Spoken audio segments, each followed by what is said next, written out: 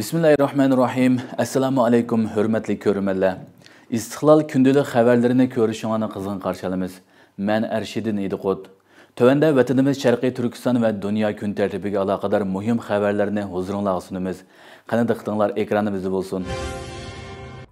Angliya taratqusi Suriyadagi Uyg'ur jangchilari Xitoyga qarshi qasam qildi dedi. Angliyaning xabar organi Telegraf 13 dekabr Suriyadagi Uyg'ur jangchilar keyingi qadamda Xitoyga qarshi otlanadiganligi haqida qasam qildi mavzuli xabar e'lon qilgan bo'lib, Turkiston Islom partiyasi asosliq vazifamiz Sharqiy Turkiston musulmonlarini Xitoy ishg'oliyatidan ozod qilish degan.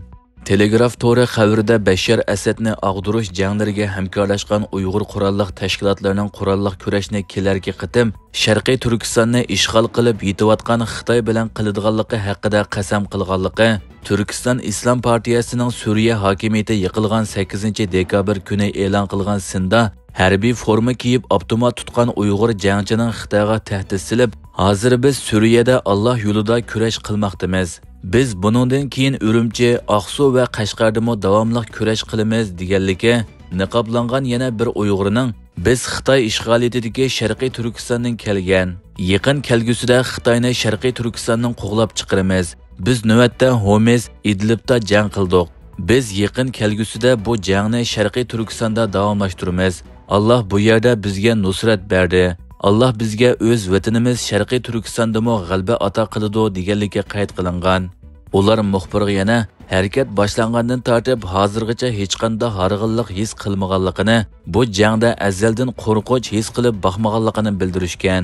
Xabarda yana Turkiston Islom partiyasining Suriyada turayotganligiga 10 yildan oshganligi, Turkiston Islom partiyasining Xitoyning Uyg'urlarga qaratgan eg'ir bostirishlardan qochib chiqqan Uyg'urlardan tashkil topganligi, Suriyada Bashar Asad hokimiyatiga qarshi janglarga rahbarlik qilgan Hay'atu Tahrir Shamga qo'shilganligi, yaqinqi kunlarda tashviqot faoliyatini kuchaytirish bilan birga Hay'atu Tahrir Sham bilan birga jang qilganligi qayd qilingan. Oshkorlagan bir sinda 2024-yili 11-oyning oxirida Suriya qo'zg'olonchilarining hujumi qo'zg'alib uzun o'tmayla Turkiston Islom partiyasining Asad qismlariga qarshi jang qilayotganligi ko'rsatilgan. Yana bir sinda bo'lsa ularning tanki haydab, hilal oy bilan yulduz belgisi tushirilgan ko'k bayroqlarni lapildatgan holda Damashqqa kirganligi ko'rsatilgan. Turkiston Islom partiyasi 10 va 11 dekabr kunlari Suriyaning strategik port shahri Latakiya va Tartusga kirgan. Har ikki shahar Suriyaning dengiz qirg'og'iga joylashgan bo'lib, bu yerda ilgari Rossiya qismlari turgan. Suriya ichki urushi bo'yicha mustaqil tadqiqotchi Ayman Javad al-Tamimi muxbirlarga Suriya qo'zg'olonchilarining g'alabasida Turkiston Islom partiyasi belgilik rol o'ynadi degan. Xitoyning savdo paraxoti necha haftadan beri tutib turilmoqda. Xitoyning bir savdo paraxoti Baltiq dengizidagi suv osti kabelini kesish gumoni bilan bir necha haftadan beri tutib turilmoqda ekan. New York vaqt gazetining 13 dekabr xabar qilishicha, oldingi oyda Baltiq dengizidagi ikki dengiz osti optik kabeli uzilib ketgandan keyin Yevropa amaldorlari tezdan harakatga o'tib voqeani tekshirishga boshlagan. Ular bu voqea Xitoy bayrog'i isilgan bir savdo paraxotiga chetishliq deb gumonlangan va rayonga dengiz qirg'og'i muhofizat paraxotini avitib Xitoy paraxotini tutib qolgan.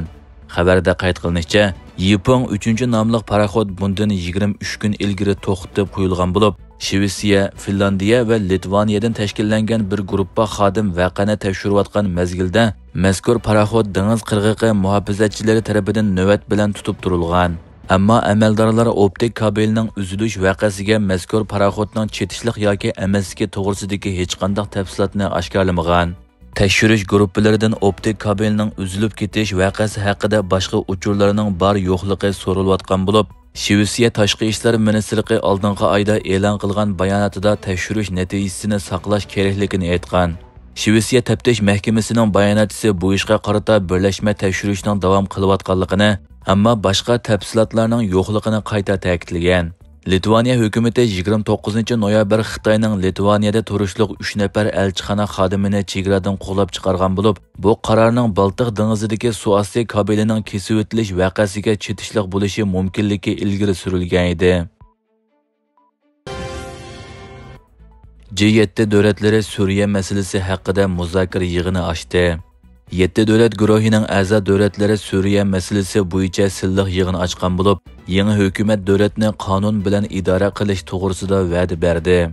Fransiya xalqaro radiosining xabar qilishicha, Hay'atu Tahrir Sham qo'shinining shiddatli hujum qilishi bilan necha yildan beri Suriyada qattiq zulm bilan xalqni kontrol qilib kelayotgan Asad hukumatı chet elga qochgan.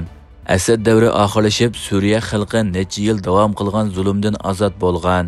Bu hokimiyatning yimirilish 14 yil davomlashgan ichki urushdan keyin yuz bergan bo'lib, bu jarayonda 500 mingdan ortiq odam qazo qilgan, necha 10 million kishi uy makonlaridan ayrilgan. Suriya xalqi navbatdagi qalaymaqonchilik ichida yo'qab ketgan tuqqanlarini izlayotgan bo'lib, Asadning xalqqa qilgan ichinishli zulmlari oshkor bo'lgan. Navbatda Suriyada 3 oylik o'tkinchi hukumat qurilgan bo'lib, xalq turmushi asosan asliga qaytgan. Hay'atu Tahrir Sham bu mezgilda inson haqlari va adliya sistemasini qo'llaydiganligini o'ttirg'a qo'ygan. 7 davlat guruhining 13 dekabrdagi silliq yig'inida Suriya masalasi bosh tema bo'lgan. Yig'indan burun 7 davlat guruhi Suriya to'g'risida bayonot e'lon qilib, Birlashgan Davlatlar Tashkilotining 2254-nomerli qarori bo'yicha Suriyaliklarning boshchiligidagi hammaga quchoq ochadigan siyosiy o'tkinchi bosqichni qo'llaydiganligini ta'kidlagan. Turkiyaning Damashq elchixonasi xizmat boshladi. Turkiya Tashqi ishlar ministri Hakan Fidan Turkiyaning Damashq elchixonasining bugundan boshlab xizmat boshladiganligini uqtirdi. Hakan Fidan bir xususiy televiziya kanalining maxsus suhbat programmasiga qatnashib, kun tartibidagi masalalarga aloqador savollarga javob berdi. U Turkiyaning Mauritaniya elchisi Burhan Ko'ro'g'lining Damashq elchixonasining vaqtliq mas'uli qilib tayinlanganligini, Ko'ro'g'li va uning guruhisining Damashqqa yetib borganligini, elchixonaning xizmat boshladiganligini aytdi. Suriyaning Damashq shahridagi diplomatik organlar joylashgan Ravda maydoni yonida joylashgan Turkiya elchixonasi hokimiyat tinchlik tarafdori namoyishchilarni kuch ishlatib bostirishni boshlagan chog'larda bir mezgil xizmat qilgan. Ammo 2012-yili 26 mart kuni kundalik xizmatlarini to'xtatgan edi. Elchixona xodimlari va ularning oila taobatlari Anqaraning bu qaroriga asosan Turkiyaga qaytgan edi. Faqat Suriyaning Istanbuldagi konsulxonasi xizmatini davomlashtirayotgan edi. Hurmatli ko'ruvchilar, bugungi xabarimiz mushu yerda oyoqlashdi. Ko'rganingizga rahmat. Atigi programmada ko'rishguncha omon bo'lgaysizlar. Allohga omonat.